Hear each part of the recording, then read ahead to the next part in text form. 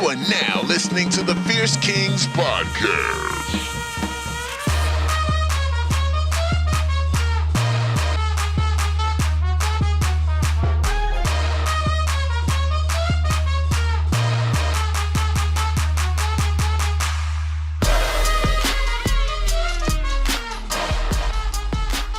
So do you want to do any sort of like talk thing before, or kind of like have the intro kind of people? We're doing it right now. That's it. That's it. We're fucking doing it right now.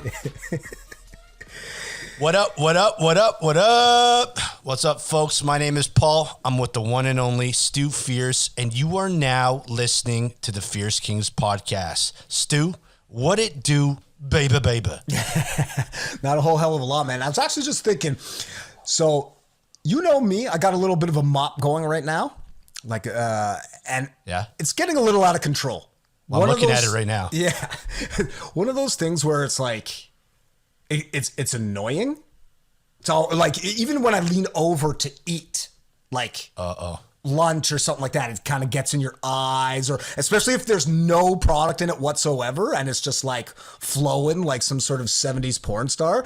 It just like, it just like gets in my mouth. There's no method to the madness. And I'm sort of at that point where I'm like, it's decision time.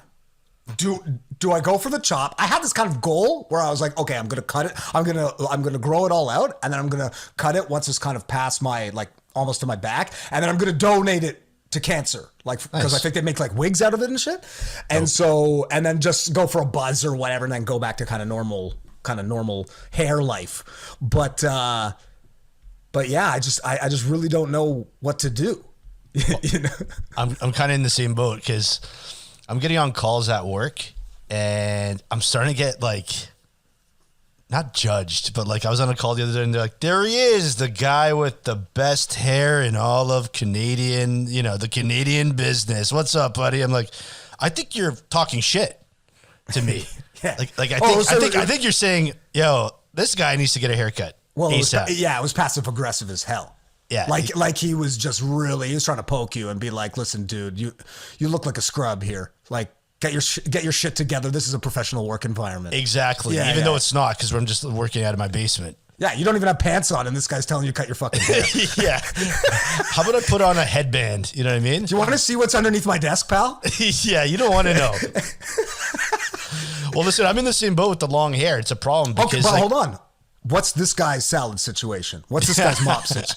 What's this guy's mop situation? There's no mop, but there isn't any hair loss either. So this wouldn't be like a passive aggressive kind of like look at this chump with the long hair. Meanwhile, maybe he's a little bit self-conscious about his hair. Right. Not the jealousy issue. Like he's got a crew cut going or something like that. I don't know where he's getting his haircuts, but you know what? He is on the West Coast, and I know that on the West Coast of Canada, they're a little bit more lenient, or at least the barbers are open. Meanwhile, over here, I'm fucking begging for someone to open up a shop and give me a quick haircut. Yeah. You're just like trying to get the suck cut from Wayne's World or something, eh? Something. I'll take anything. Just use your vacuum cleaner and just start using scissors to kind of chop it off in between and have it all suck up. I might have to bowl it. Just give myself a bowler. Classic. Well, especially because you got the curly mop going, so a curly bowl would be, you'd be a part of a couple communities there. You know what I mean? Well, it's all about community. But so I mean, hair is such a tricky subject. Listen, hair is a thing that, first of all, there's a Seinfeld episode where, George Costanza, he obviously doesn't have hair, or he's balding, or, on the verge of going bald. And then Elaine Bennis, good old Elaine, says, you don't know how important hair is to a woman. Yeah. And so, in this day and age where women specifically are getting all these enhancements, lips, eyes, nails, butts, breasts, everything done, they have the audacity to question a man's hair. You know what I mean? Yeah. And I feel bad. I feel bad for the folks that maybe might be in that initial stage of hair loss, or maybe have lost it all already, and they have like this conundrum that they're dealing with that they didn't really, or they weren't able to really, deal with. Yeah. Well, I mean, it's particularly a controversial conversation or a controversial topic for us because, we're not part of the follically challenged, right? We've got some serious salad going on top of our heads, right? So I think it's one of those topics that it's easier said than done to say certain things, but in all seriousness, I like the bald look. Like if you're going for like, if as you said, if you're kind of teetering on that point where it's not really solid and you're starting to see maybe the glory days fade away a little bit at the top of your melon, I say you get down to the Bic and you go full Dwayne Johnson, and I think it's a great look. I think you're doing better than when you have like the little stragglers on the top and it looks like a lollipop rolled around a dirty carpet, and it's little, just kind of these little pubes that are kind of sticking out. You're holding on.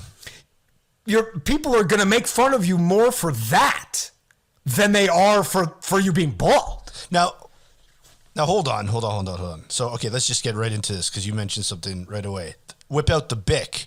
But surely a man, or I guess a balding woman too, could do something to try to rescue the hair in 2021. There must be tools that you could go to a doctor and be like, hit me with the hair transplant. Hit me with that new ointment. Like there's got to be something that you could try. Like I would try to save my hair first before I hit the Bic. Yeah, I mean, honestly, and I wouldn't feel self-conscious about that. Like if people said, "Hey, listen, you're really thinning out there," I'd be like, "I'm gonna save this, or I'm gonna try to save this." Yeah, and I think there's something understandable about that. Obviously, I think most people would sort of empathize with that idea. But I'm telling you, man, I've seen a few people that we know just go for the full-on Mark Messier action, and they look great. There's an element of it that, I mean, you got to have the right melon too. I think it's a little bit, and the right ears. You have to have the right ears too. You can't have these massive ears. I feel personally. Yeah, but there definitely, but there's something to be said about if you got the good head and you're putting and you do it, you kind of look a little bit more manlier. And then obviously, like I'd recommend like probably getting jacked because the full like look, bald, beard, jacked. Oh, like that's the trifecta. That's the trifecta. That's you're a powerful person. That's the Statham. That's The Rock. That's Triple H. John Travolta just went bald recently. He's a part of the bald community. Yeah, every single retired WWE wrestlers in that community too. Shout out to Vince McMahon, I think. Probably a lot of old rockers should go that way. Yeah, they lost all that rocker hair. But it's all wispy and stuff, and it kind of like hangs down. Because in effect, and this could probably potentially touch on your sort of ear point, maybe the what do you call that? Orifice accessories to your melon. Is when you see these guys with like paperboy hats or pork pie hats or fedoras, we know you're bald. Like, who are you kidding, pal? And get rid of that. Go Messier. And just own it. And I think that you'd be surprised at how many people, women included, or men, if that's the case, would be like, damn, this guy's confident as shit. He looks great. Like you're owning it because you can't control that. You can't control like your genetics on what's going to stick around and what's not. So I think it's admirable, to be perfectly honest. To be honest, when a man or anyone makes that decision, it's Saturday morning and you go look in the mirror and you're talking to yourself, you're like, enough is enough. Yeah. And you leave and you go to the barbershop and you just post up in the doorway. There's a guy sweeping in there and the place goes silent. They all look at you and they're just saying, what will it be, sir? And you say, just hit me with the rock. Yeah. It's a slow clap. Oh, yeah. They're like, congratulations. And the crowd goes wild. Exactly. Everyone in there, there's like some old lady getting her hair curled in the back. She's like, I'm so proud of you. You know what I mean? I'm so proud of you. This is such a great day. You know what I mean? And then he walks out of there, nice bicked head. He said, this is the first day of the rest of my life. Exactly. And I think that there'd be something also freeing about it. You know what I mean? Because like to go back to the earlier point, like my mop is just annoying. And I'm not saying this to be in a way, oh my God, I got such great hair. You know what I mean? It is annoying because on the opposite end, and this is a place that, or a situation that affects me directly, I can't grow a beard, right? I've always wanted to grow a beard. Yeah, you know I'm Patch Adams. But mine's brutal. I'm just doing it because I just hate fucking shaving. But it's whatever this shit on my face is. But it's like, you know, we all have these limitations. And so realistically, if I was probably in a more like sort of less kind of creative work environment, I'd probably just be like razored all the way down just because like you look a little bit scraggly like this. But you know, I'm a kind of creative type, so it sort of allows for it. But like, you know, you got to know what your limitations are and work within that framework, right? And if you need to sort of get it all gone, like I think people would be shocked at how highly respected they would be after they take that plunge. Yeah, I kind of almost want to just do it now. Just talking about this, like I'm almost thinking on my next haircut, just go down to the skin. Just skin me, baby. Just skin me. Well, you got to see, and then it'll give you a real opportunity to check out your melon, man. The problem with that, you might not be able to come back and you're actually bald now.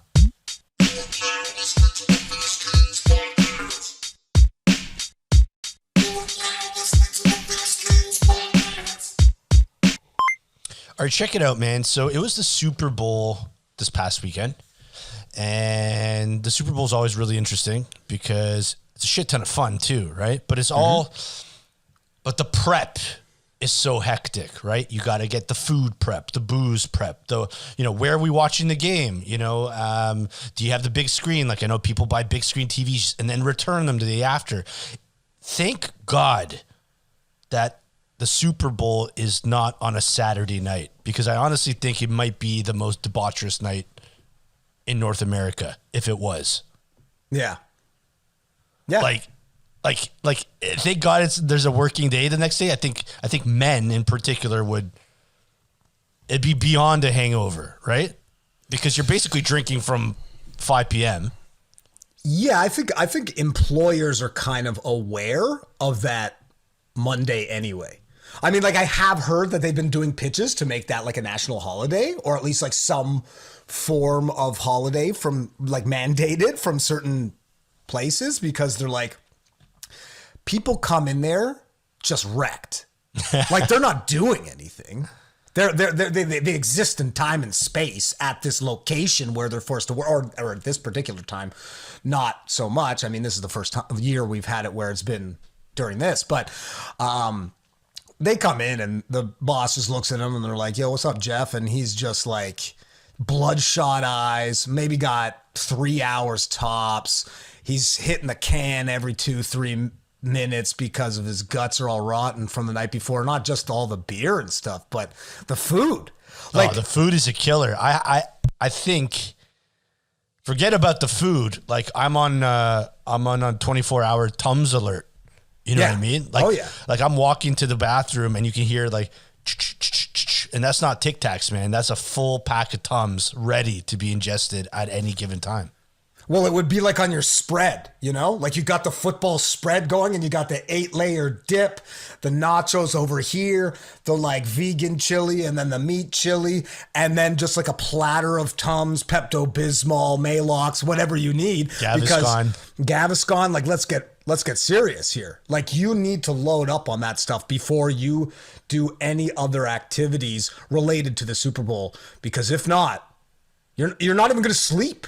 No, like you can't like the reflux is gonna be, you know, when you lie down and you just feel it just like kind of creeping up, and you're just like, holy shit, like I can't even breathe. Yeah, the deep heartburn. Yeah, it's a scene, man. Heartburn's woken me up in my sleep. Forget about I can't go to sleep. It's like 4 a.m. and I'm like, this is it for me. Something's happening to my body. And it's just I had, a few too many chicken wings, 4 helpings of chili, and a nachos on the side. Especially when you have a list like that, and then, throw on top of it about like 100 beers. You're like, I wonder why I'm feeling so shitty. Yeah, I didn't even eat that much last night. Yeah. Well, like, because for me, and I know that you're sort of in the same boat these days as well, I'm taking a little leave of absence from the drinking community, and I've been doing the sober thing for a little while. So this was definitely the first sober one I've done in like a long time. And so I tried to make some sort of, event or evening to make it seem a little bit more like live or real or like a normal year in general. Obviously outside of having people over, because it was just myself anyway. But I went to the store and I got myself a couple cans of Stag Chili. I was going to go get myself some non-alcoholic beer, but then I was just like, you know what? That could be a slippery slope, so forget that. Yeah. But then so I got it all kind of going on, and right as like the kickoff went, I ended up just rinsing these 2 cans of Stag Chili with a couple naan breads or something like that to dip. And I was ruined. Like I was just like, by the second quarter, I was like, I think I'm just going to go to bed. And I couldn't even imagine throwing alcohol on top of that. Like I would have, like, I, in a way, when you have this sort of time of clarity, you think to yourself, how the fuck did I pull that off in the past? Yeah, it's a miracle to some of the things that you pulled off when you were drinking, man. Yeah, because you're just like, man, I had a glass of water and a couple bowls of chili, and I feel like grim death. But then years past, you're like, yeah, you show up on Monday because it's a turn up from, sometimes depending on what the situation is like. You might have a pre-Superbowl party. Yeah, you might have a lunchtime crack. You crack at lunch, and you kind of do this thing, and then you kind of, depending if you're going somewhere or not, sure. Someone might kick it off around 4:30 because, the pre-game's going to start around 6. So then you get a couple hours in there, and then you're doing the game, and that's going to bring you to 10 o'clock, 10:30. And then you always, by that point, you're so mangled that you're like, hey, let's go to the pub afterwards. And then you realize you've been drinking for about 22 hours straight. You've been eating probably the worst diet ever. Like, none of those things are on the food pyramid. No chance. Like, I guess you could kind of be like, I guess there's a vegetable in there, and I guess there's a protein in there. There's dairy, bro, from the cheese. There's dairy, bro, but I think the combination and the way that it's cooked is basically, it's a foreign entity attacking your body. Yeah. What I don't miss for sure is going back into the office, because there's the small talk surrounding the Super Bowl on a Monday morning. Almost you have to call in sick, and they're like, "Wow, this guy was drinking." It's like, no. I just don't want to have to reference the game, which half of you guys probably didn't even watch, right? And me struggling to finish by 10 p.m. You know what I mean? Yeah. But it's just like, hey, you watched the game? It's like, obviously I watched the game. Everyone watched the game, and everybody people faked watching the game for exactly this reason, for this small talk, for this conversation. Yeah. Right. I didn't have that once working remotely this Monday. So I was really pumped about that. Yeah. Well, because you also get all of that, the small talk, the fakers, but then you always get also the one or two person who's like, Super Bowl? How fucking lame is that? Like, what, sports? And you're like, all right. Yeah, I only watched the Grey Cup. Yeah, but it's like, all right, fuckface.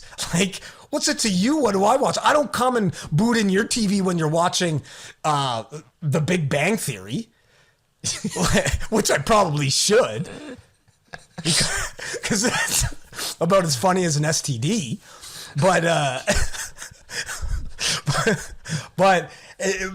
yeah, you're right. Like, dealing with people afterwards is all, but that's like any major event. I know.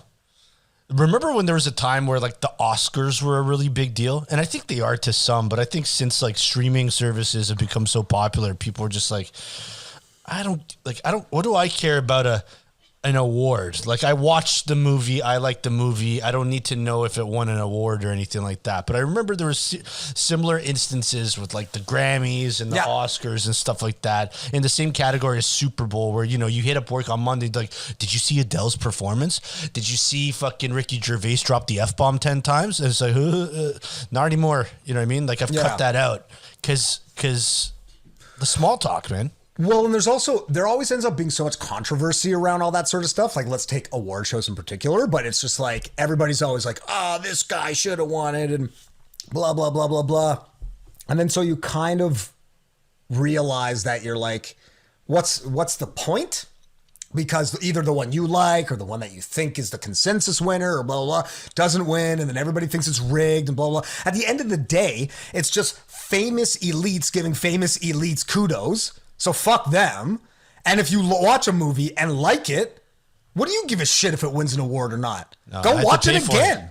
I had to pay for it. Yeah, but just go watch it again and be like, wow, I really enjoyed that. I like that so much, I might watch it again sometime. Yeah. Not to be like, man, if this doesn't win something, I'm going to be fucking vexed. I'm deleting this from my streaming service. Yeah, I shall not pay. Would you rather? Would you rather? All right. No beating around the bush. I'm hitting you with the cheese. Okay. All right? Yeah. Here it is. If you had to have a 60-minute interview for a job, maybe the job of your dreams, would you rather fart very loudly or shit your pants quietly? Okay, there's a lot to unpack here, despite how seemingly simple this one is. Because I think it's a more philosophical debate than you think, and I'll explain to you why. Please. That it's almost like an introvert versus extrovert situation, right? Because if you go for the fart, you're probably an introvert because you're like, fuck it, whatever, take a look at that, sniff that if you'd like, right? But if you go for the dump, you're the introvert because you're more uncomfortable and disgruntled and uneasy, but no one knows, and the pain is only internalized, and you just got kind of shit coming in and out of your butt crack. So for me, I'll probably go fart because at the end of the day, I don't want to feel that uncomfortable. And I should also give a shit less about somebody else, what they'd have to say. Like if they were like, what the hell was that? I'd be like, what do you think it was, pal? I'll be honest. I think I would just take a logarithm in my pantaloons. You just squish around there in that seat for 60 minutes just because you didn't want someone to hear the seam ripper just open up your jeans? No, here's why. Okay. It's strategic. You're in a job interview.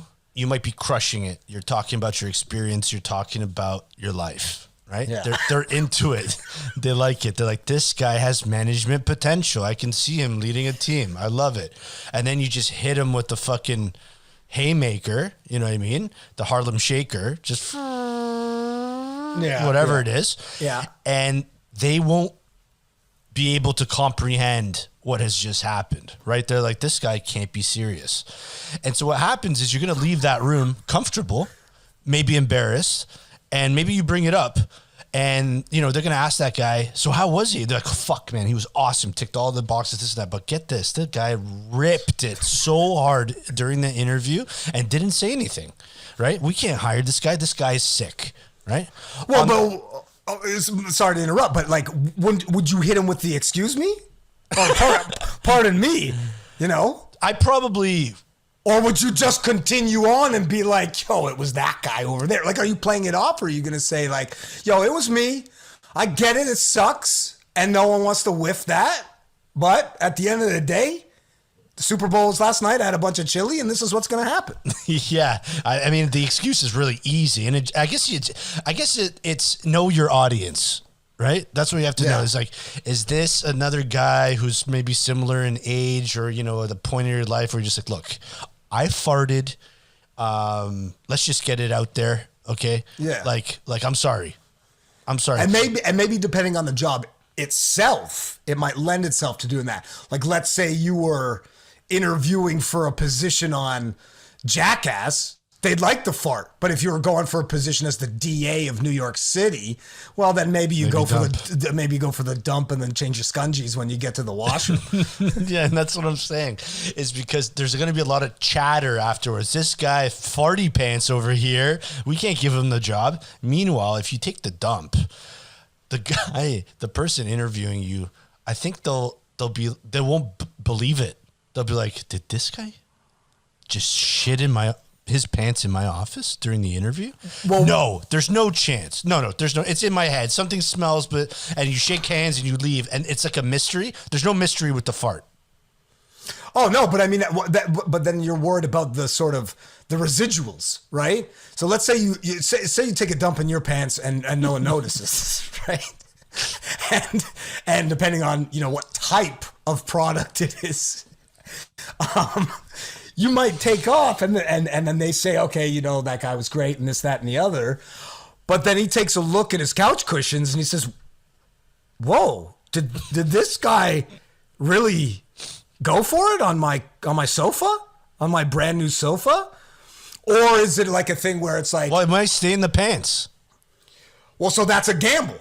What? So that's another variable to being like, are you willing to leave product behind and then still finding out? Or you just look like an asshat for maybe about 17 minutes. And then they're just like, damn, that guy had some balls. I guarantee you, if you're going up against a guy in a job interview and they're like, that guy had, a 1,500 SAT score. He's got a BA from McGill or this, that, and the other. And you know what? He's a bold character. He ripped a big old fart in my office as we were talking about synergy. And I think that I'm going to go for it because, I mean, it's at the end of the day, you want to make a splash, right? You want them to be like, holy shit, what separates you from the last candidate?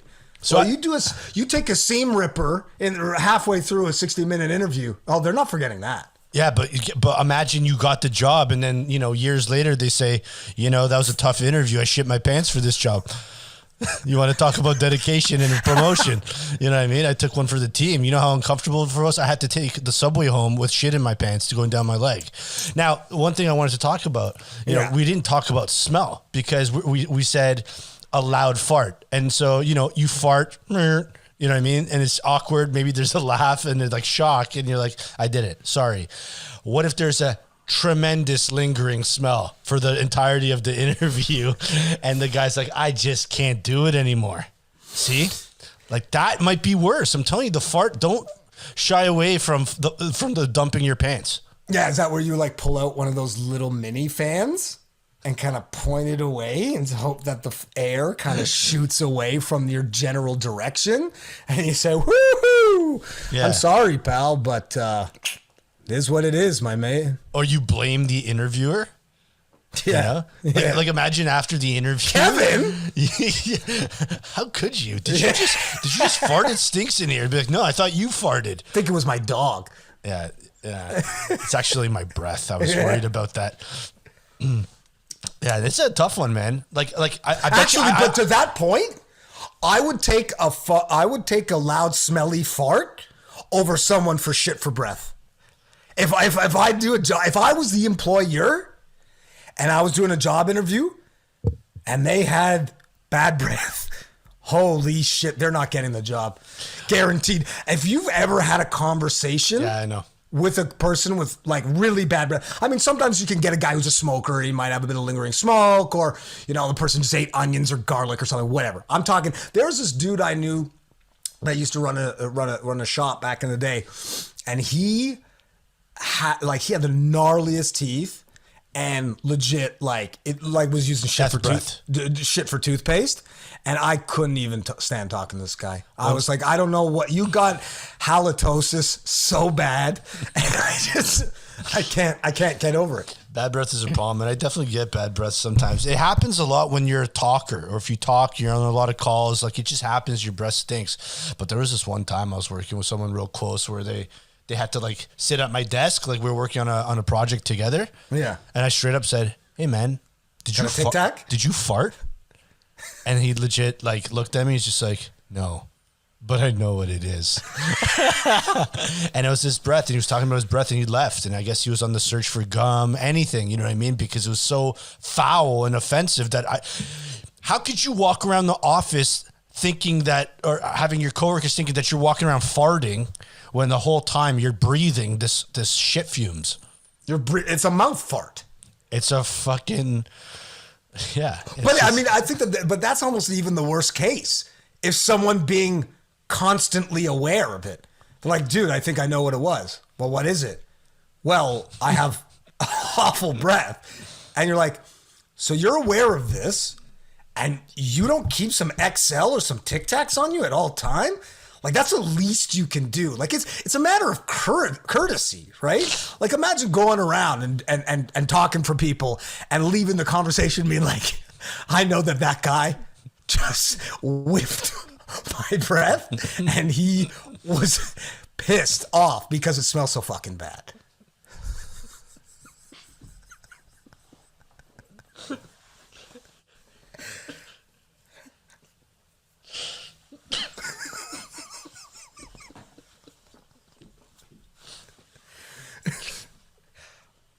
That's the end of that one, I think. Fucked up, man. Oh, fuck. That one really fucked me up. Whew. All right. Let's get into the You Rotted.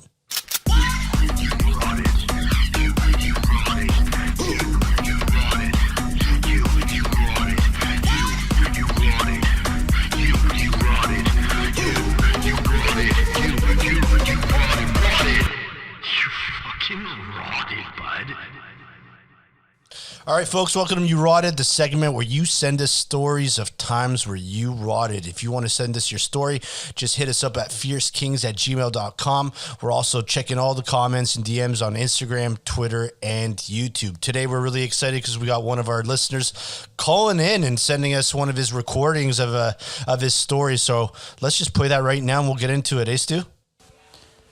Hey, what up, Kings? This is Parker here. I'm going to tell you guys my rotted story from back in my youth, and it goes a little something like this. So when I finished college out in London, Ontario at Western University, I decided to take the summer off and head out to Tofino, which is the westernmost point in Canada, out in Vancouver Island, to hit up some surfing. I'd always dreamed about spending a summer surfing, and Tofino is sort of the surf capital of Canada. So I figured, you know what, I'm just going to pack my bags, go out there and spend the summer surfing. So make my way out to Tofino, not an easy trek, that's for sure. Set myself up with a place to live, get myself a job, and, I'm going to be a part of this surf culture for a summer. So when I get there, I, invest in all of the gear. I buy myself a surfboard. I had a car with me, so I bought like the surf rack, the wetsuit, everything. Like, I was ready to rock. I was going to be a surfer dude for the summer. Very first time surfing.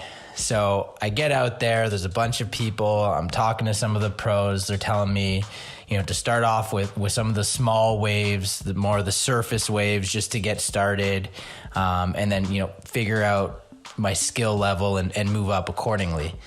I decide, being the, I guess for the lack of a better word, overconfident individual that I am, I decided, you know what, forget that. I'm just going to hit the big boy waves right away and just give it my best shot. I'm an athlete, right? I can do it. So I don't know if you guys know this, but when you're a beginner surfer, you have a piece of rope that's tied to your foot that's attached to the surfboard. So if you bail, the surfboard doesn't go flying away. So I get out there, I go past the little waves, go up to the big boy waves. We're talking like 7-8 foot waves, like some monster waves. And, you know, I'm trying to catch a wave, it's not working. Finally, I catch a wave, you know, surf for like 2 milliseconds, completely wipe out. And when I get to the surface, the surfboard lands on my head. And this is a heavy surfboard, right? And because it's attached to my foot, you know, it just propelled itself right onto my head. And, you know, I'm feeling woozy. You know, I'm not really all there. Definitely a little bit concussed. I look up and all of a sudden a massive wave just comes right at me, knocks me sideways. And literally that's the last thing I remember. Next thing I knew, I was awoke on the beach with a group of people surrounding me. I must have passed out. You know, some guy saved my life basically. Went to the doctor. Doctor told me, you know, I have a concussion and that, you know, I should take at least 3 months off boarding or surfing, which is going to be essentially the entire summer. So completely rotted, you know, spent the rest of the summer out there, but was unable to surf. And that's my rotted story, guys. Dang, Meng. Parker, first of all, thanks for sending in your story. You definitely rotted. Listen, man, you got balls. I'll be honest. You have straight up nads. You know what I mean? To say, you know what? I'm gonna be a fucking surfer, and I'm gonna go all the way to BC. I'm gonna give it a go with zero experience. I'm gonna hit those waves. But you're a psychopath too, because like you're signing your death wish, man, and it like you literally almost did die on your first wave. I think that's sort of the expectation, you know, like you're just like, I don't have any fucking idea what I'm supposed to be doing here, but this is my life now. Yeah. So I'm going to go out there and just get rinsed. And, you know, obviously expecting a different outcome, like being like, you know, you're going to get thrashed around a little bit and then you're going to be like, I'm a fucking surfer, dude. You know? So this is what we do, yeah. Not just a one and done. Basically, it lasted all of 15 minutes, and he was like, I guess I'll go home now. I got to drive another 4,300 clicks back home because I feel like a fucking idiot. Sounds like he still stayed in Tofino, which means like he probably had to rent the place for like 4 months, and he's just like, fucking hell, I'm concussed. This is a pretty shitty summer. I'm brain dead, and now I got to live in Tofino. I got to live in Tofino with brain damage. with nothing to do, and because I can't even fucking surf. And I can't that would be the equivalent of ripping a fart in a job interview. For that, like they'd be like, "Oh, there's a guy bailed." Exactly. They had to get Steve, the lifeguard, to fucking sort him out. Yeah, exactly. You know what I love is, and I do it all the time, just to absolute disregard from the advice of professionals. Oh yeah, I hate it when people tell me what to do. I'm like, listen, you've been pro surfing for what, 25 years? Yeah. I think I'll be fine going to those waves as opposed to these baby waves as a starter. Just watch me. Yeah, get bent, buddy. I know exactly what's going down. What wetsuit? Fuck this wetsuit. I don't need a wetsuit. And they're just like in the back of their head, just dying, being like, I told this fucking idiot to smarten up, and he reckons he's a bit of a hero or something, and he turned to a zero real fast. This guy almost croaked because he didn't even know how to fucking swim. And he's trying to go hit the waves with the rest. He thinks he's fucking Kelly Slater over there, and he just got rinsed. And you get what you pay for, man. You know, it's too bad though, because imagine it was his first wave and the reverse happened, and all these pros are watching him, and he just gets pitted, just fully pitted, and they happen to be filming that day, and it's just like this guy Parker, they're like, it's his first time out, man. You know what I mean? Like Tom Parker, dude, you're shredding. Yeah, man, it's a history, bro. Tofino legend. Woo! You want to come to a beach party with full babes? You know what I mean? And like it could have been a very different summer. You know what I mean? Oh no! Well, that's the thing I was just going to mention. I was like, I bet there's a lot of wondering, like, what would have happened had I have nailed that. Like, if I went there and like knocked it out of the park, would I still, I mean, God knows what Parker's doing right now, but I'm saying, would he still be just a surf bum and like, I don't know, living off like some sort of like Volcom scholarship or something or sponsorship or whatever?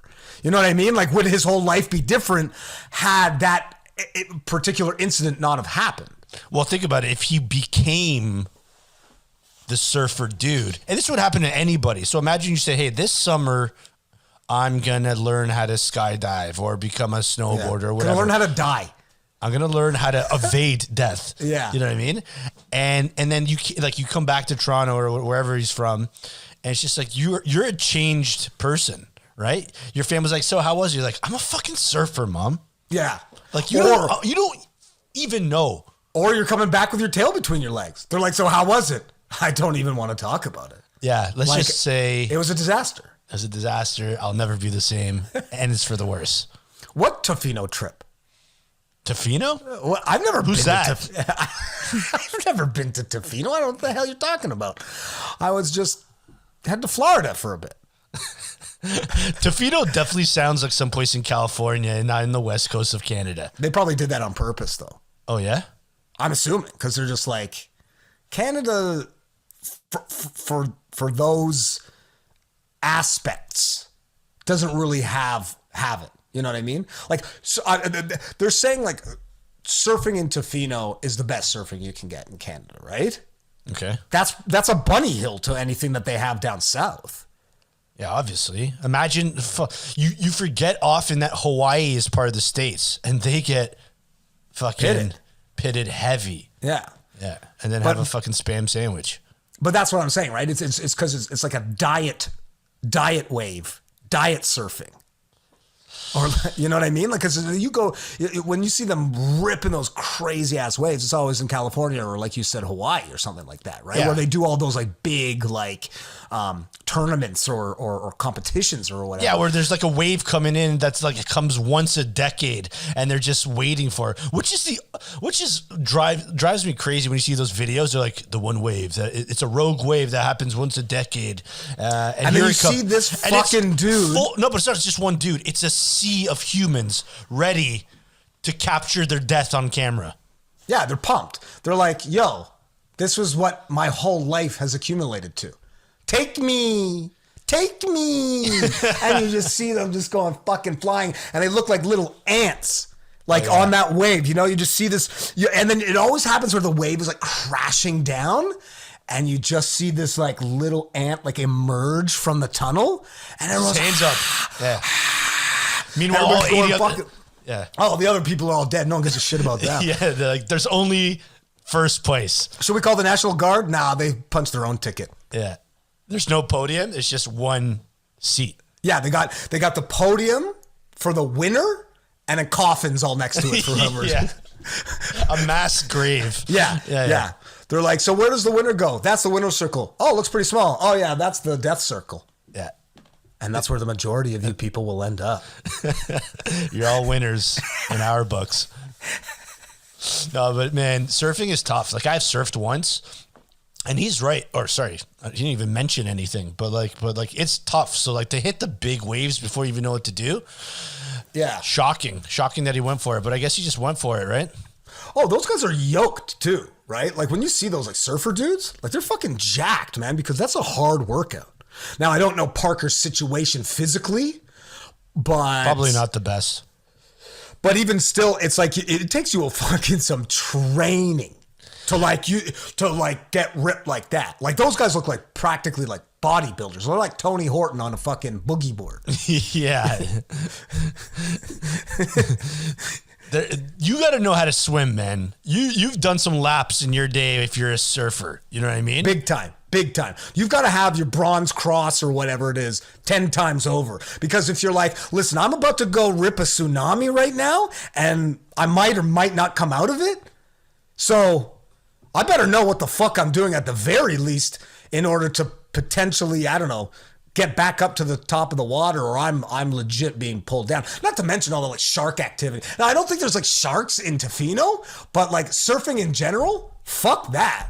Like my family's from Oz, and so we go down there all the time. And I remember always even recently, but even ever since we were kids, they always had those shark nets to protect you. And you're just thinking, I don't fuck with sharks. Don't even get me fucking started on that. But it's just like, you just think to yourself, you're like, on the other side of this thing, there's an apex predator that's hungry and he wants to just chow me down. Like, fuck you, man. Yeah. Fuck you. Also, if you think that you're this net in the water, what if they just go over the net? Kidding yourself, man. Yeah, or kidding yourself. A quick chew or two, and they're through. Yeah, if this guy hasn't feasted in a few months, he's thinking, I'll take down that electric fence like it was a fucking Go-Gurt and just fucking slice it back and then see a couple kiddos just doing a little doggy paddle and just go for a couple chomps. Yeah, and then bounce real quick. Yeah, you're not catching that thing. No, especially those great whites, man. You can't tame a beast, dude. You gotta, no, not at all. I mean, sometimes they do, like, you'd have to get like crazy, like, apparatuses to like get these things, you know, because sometimes they like put like sensors on them and stuff and track their movements and stuff. There's no way it's just like, you know, the fucking crocodile hunter going down there and catching the shark and then being like, oh, I better put this GPS on him. They're like, let's get these giant boats and call in like the military and capture that one guy because we want to see his fucking swim pattern. I don't want to get started on shark cages. You see those morons that do it? So forget about Tofino and forget about surfing. But there's probably someone that woke up and said, you know what?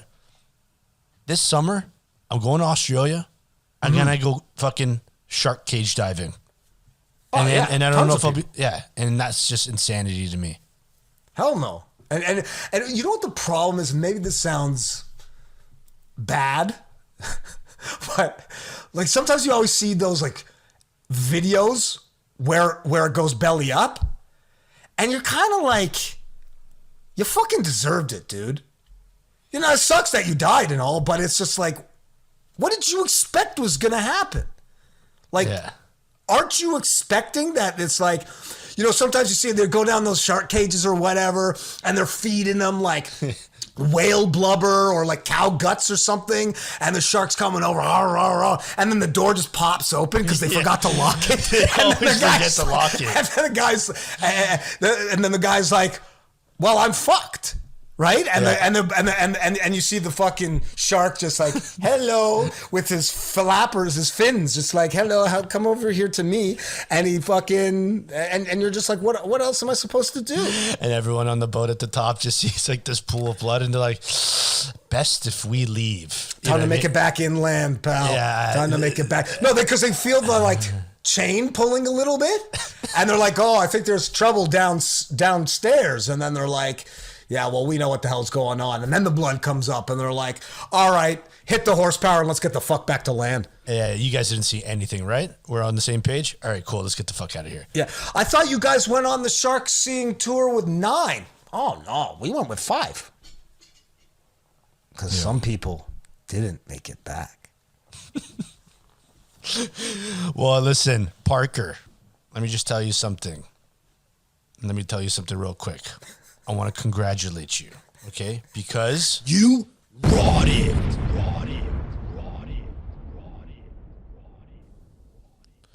All right, folks. Looks like that's it for us. That was episode 7 of the Fierce Kingz podcast. Remember, if you want to submit your You Rotted stories, please do so at fiercekingz@gmail.com. We're also very active on YouTube, Instagram, and Twitter, so you could DM us there or send us a message, leave a comment, all that good stuff. And I think that's it, Stu. Is there anything that you would like to say to the people? Let me have a thought about that. Oh, yeah. You are now not listening to the Fierce Kingz podcast.